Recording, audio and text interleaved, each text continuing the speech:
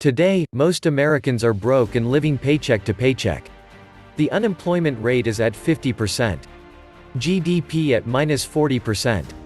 And the Dow Jones at 30K. The gap between Main Street and Wall Street has never been more acute. This abysmal economic news should be enough to boost stocks. Many financial assets are soaring, whilst the average consumer is struggling with debt that has been brought into sharp focus by a loss of income. Consumers are retrenching, and small businesses are facing bankruptcy, whilst central banks continue to support asset prices. The outlook for U.S. bankruptcies looks shocking. Even when our economy was booming, no one in power suggested paying off one dime of debt. It got to a point where $1 trillion deficit a year, at least what we know of, was the new norm. Now it will be 2.5 to 5 trillion a year deficits. Anybody in their 20s will probably see a quadrillion in total deficit at this pace. Trump has laid out over 10 trillion that we know about and will give us another 5 trillion more. The Democrats gave him the 2 trillion for another 3 trillion. US debt well over 30 trillion to start 2021. Might be closer to 35 trillion. But as we all know, debt does not matter in modern-day economics.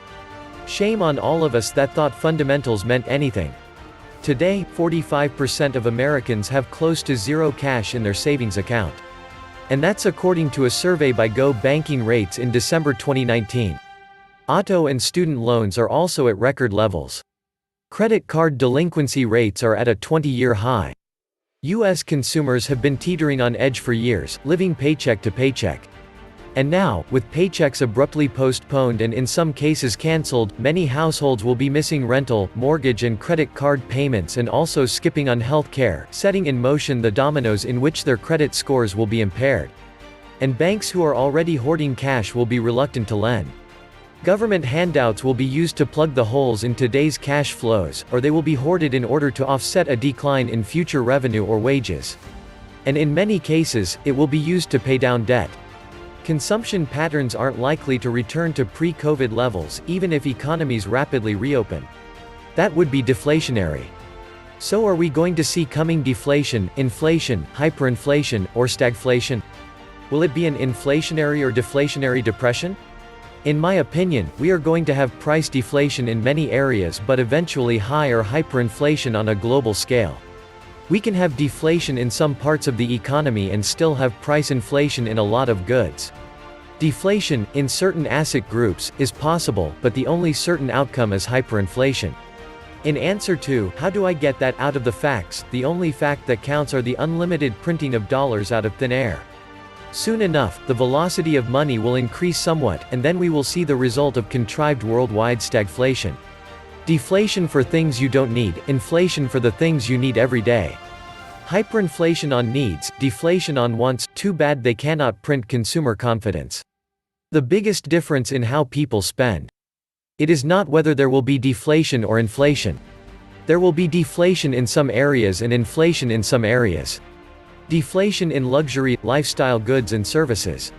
Inflation in the price of necessities. Deflation on your asset, inflation on your food. Deflation followed by hyperinflation. Deflation until everybody thinks they need toilet paper again, then inflation. I think the inflationary nature of QE is being counteracted by the deflationary nature of lockdowns. The elephant in the room is, if it's so easy to see this, why do central banks persist despite the clear trend of following Japan in this downward spiral? Are our leaders that terribly short-sighted? You can't blow all the tires on the economy, cause rippling bankruptcy, try to paper it over with $10 trillion, and then expect the economy to magically bounce back. That $10 trillion was borrowed prosperity from the future, which means sometime in the future, we have to experience a time where we are down 10 trillion in relative wealth. The economy has to contract by trillions in value down the road to pay for the band-aid. Expectations for a V-shaped recovery appear increasingly unlikely. There is no deflation, except when it comes to things that are incredibly overvalued to start with. I have been watching prices at the grocery store rise mercilessly since 2008's money creation binge that never seemed to end. Lately, the prices of most items are going up every time I go to the store. All of those trillions being created don't all find their way into the stock derivatives markets. Anyway, some deflation would be nice after 10% per year or more for over a decade. Only deflation in luxuries. Only inflation in necessities.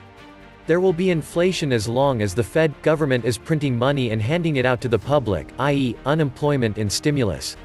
As long as they do that, chances are people will spend it. Hell, many people make more now than they did working, just for that fact alone. Do you think the money changers haven't taken this argument into account? If people have money to spend, the demand will be there. The question would be, how long can they just keep printing?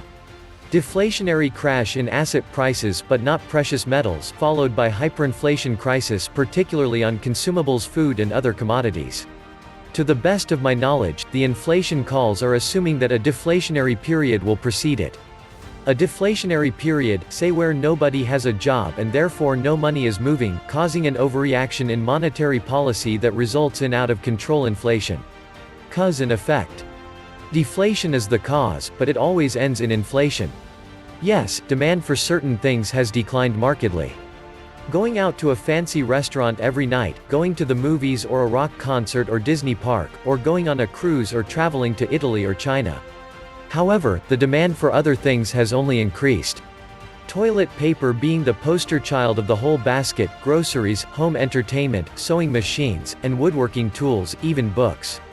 However, the drop in supply is turning out to be more serious and long-lasting than people expected. Cue China. The massive container ships making daily port calls have all but disappeared. So yes, there will be big pockets of deflation, but there are also going to be big pockets of inflation. If you are caught out in a blizzard, so you build a fire and put your hands in the fire, on average, are you going to be comfortable? Hyperinflations all need crushing deflation to start, and since this is really a global economy, it has to be simultaneous and worldwide universal deflation to kick off the hyperinflation. This deflation could last a couple of years, but the deeper it goes and the longer it goes, the more likely the hyperinflation to come later is. It will be both in my opinion. It isn't binary. Deflation in asset prices, real estate, cars, and other equipment and wages. Inflation in everything else, food, alcohol, and precious metals. Demand inflation for the things we need like food. Deflation for the leveraged assets. Years in the future, the US supernovas, and only then do we get hyperinflation. Flip a coin and take a guess. The Fed adding tons of fiat to chase fewer things with, but then there's the possibility most people will be flat broke. The inflation you really need to worry about is food inflation. Things go horribly wrong when people can't eat.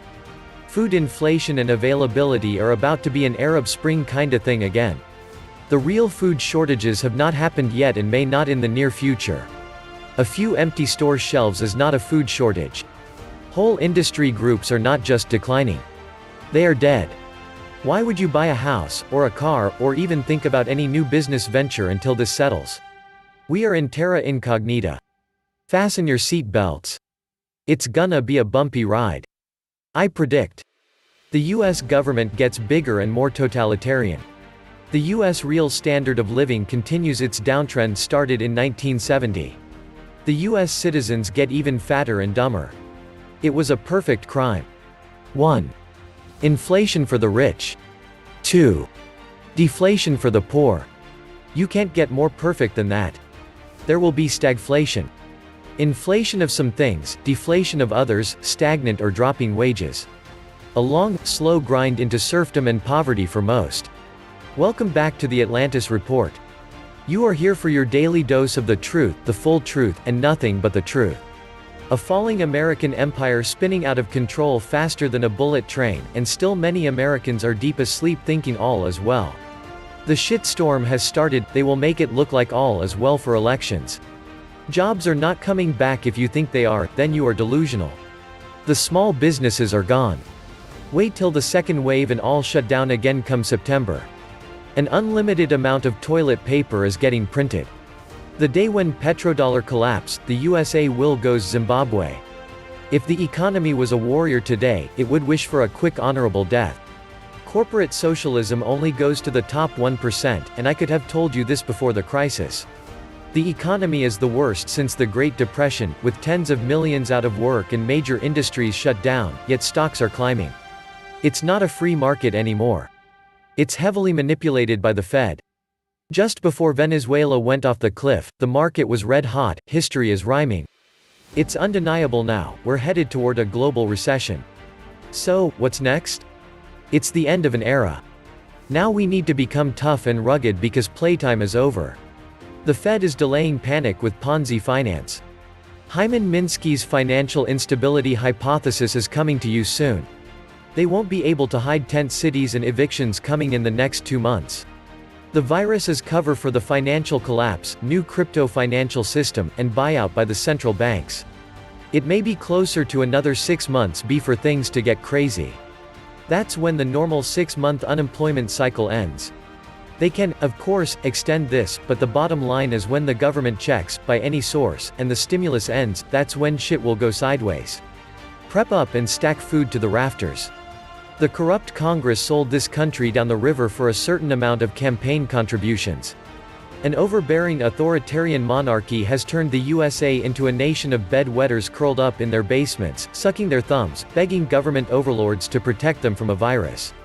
The endless tampering of the economic ecology. A hamster wheel of endless intervention. Businesses are doing push-ups in zero gravity and proclaiming their indomitable strength via equities. One highly suspects that eventually, the world is going to catch on to the falseness of reality without gravity. Denial is a river that originates in DC and reaches terminus on Wall Street. Banking and Wall Street are not essential to get your money out. For the last decade, it has been an inflationary depression. In the short term, it will be deflationary. Then in a few months, we will enter hyperinflation. There will be a big fat drop in real estate prices in the short term because a big fat chunk of the population will stop paying their mortgage or rent. But they will prop it up again. The bankers aren't stupid. They will buy it up on the cheap with the money the Fed just gave them. Then it will go back up just like last time. This is what they do. Acquire assets on the cheap, sell them at the top. Where's the bottom? Only they know. We will see massive credit collapse while the central banks of the world fractionally and hopelessly try to reflate the bubble.